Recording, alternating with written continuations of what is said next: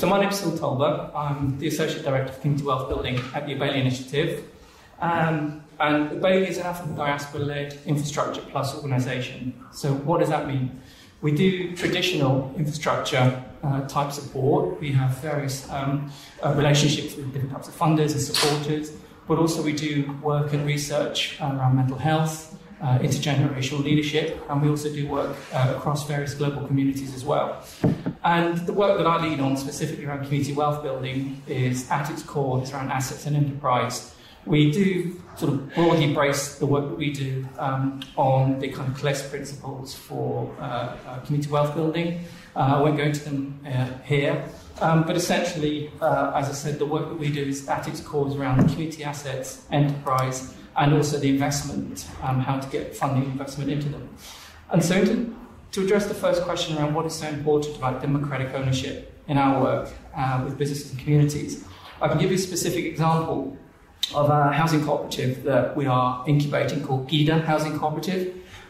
Its members are from black and racially minoritized communities who traditionally fare less well in terms of housing outcomes. I mean, housing is a real problem, but there are also particular members of our communities that also do less well as a result, both in terms of quality, access to, and also safety of.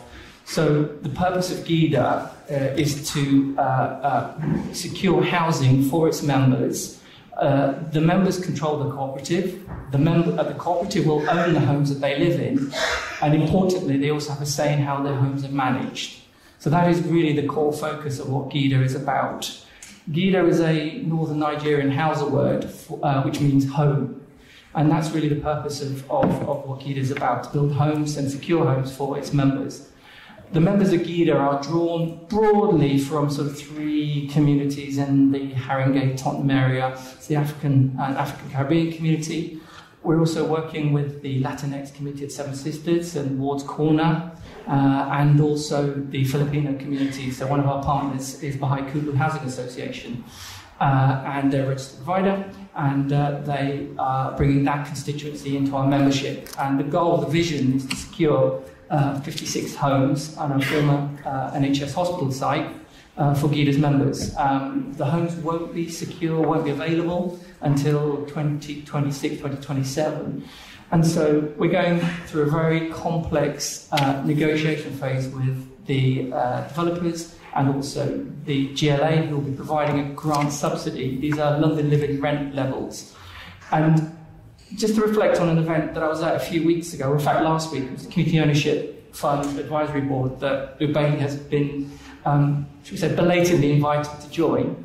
And one of the commentators there said, you know, we need to do more about thinking how we can get organisations over the line, over the finish line. They're there, but they're not quite there.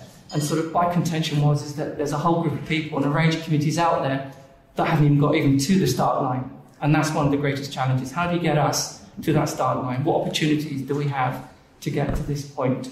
Let alone, once we've entered into that journey, that we have a successive range of barriers that get higher and higher and higher the further we go towards that finish line at some point in the future.